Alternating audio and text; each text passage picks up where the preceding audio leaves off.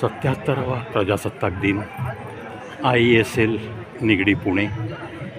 झेंडावंदनाच्या नंतर सर्व उपस्थितांसाठी ही अल्पोपहाराची सोय आणि त्याचा मनसोक्त आस्वाद घेताना आजचे सर्व उपस्थित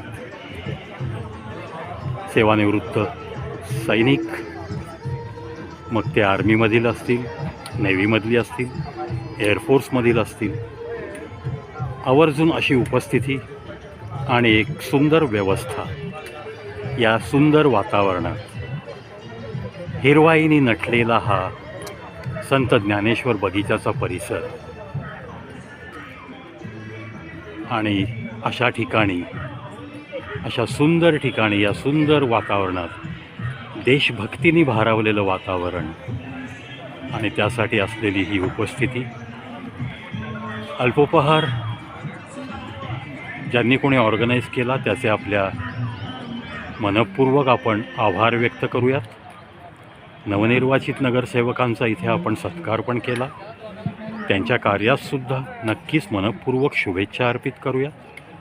आणि IESL निगडी पुणे जे अव्याहतपणे सैनिकांसाठी कार्यरत असलेली संस्था आहे, त्याचे अध्यक्ष सुभेदार मेजर महाडिक साहेब, सेक्रेटरी सन्माननीय दत्तात्रय हरी कुलकर्णी, त्यानंतर अबनावेजी, लोहकरेजी, अनेक सेवानिवृत्त झालेले सैनिक या कार्यालयात आपलं आपलं वेळेचं योगदान देतात.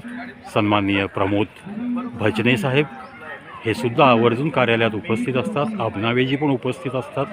आणि मग सैनिकांच्या, सेवानिवृत्त झालेल्या सैनिकांच्या परिवाराच्या काही अडचणी असतील तर त्याचं निराकरण करणं, प्रसंगी जिल्हा सैनिक कल्याण अधिकारी यांना भेटणं, प्रसंगी आपल्या सेंट्रल रेकॉर्ड ऑफिसची करस्पॉन्डन्स करत राहणं आणि योग्य तो त्यांना न्याय मिळवून देण्यासाठी धडपडत राहणं.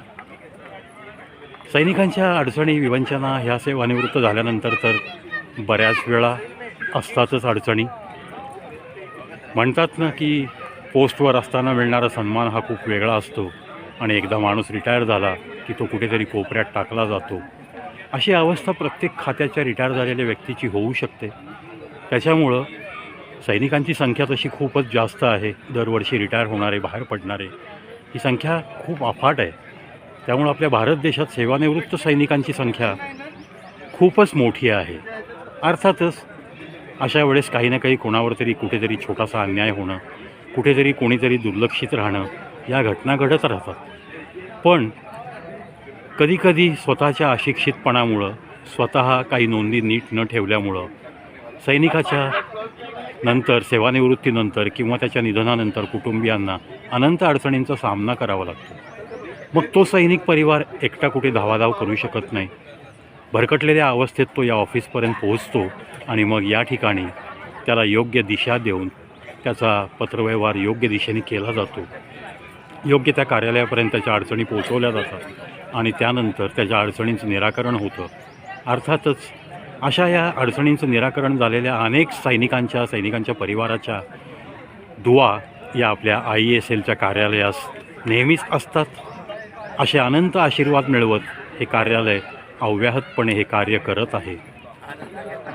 अतिशय निस्पृहतेने, निस्वार्थतेने या IESL निगडी पुणे या कार्यालयातील प्रत्येक सदस्य राबण्याच्या प्रयत्नात असतो आणि येणाऱ्या प्रत्येक सैनिकाची अडचण कशी लवकरात लवकर सोडवली जाईल याच्याकडे सुद्धा आवर्जून लक्ष देणारं हे सगळं कार्यकारी मंडळ. म्हणून या कार्यकारी मंडळाला सुद्धा आजच्या 77व्या प्रजासत्ताक दिनाच्या दिवशी पुढील कार्यासाठी मी लाख लाख शुभेच्छा अर्पण करतो. आपल्या या संस्थेची अशीच भरभराट होत राहो आणि प्रत्येक सैनिकासाठी हे कार्यालय झटतं आहे. हा एक सामाजिक संदेश जो तुम्ही देऊ शकला आहात, हा संदेश देशभर असाच पसरत राहो. याच सदिच्छा आणि शुभेच्छा. कोकण बोलत हो.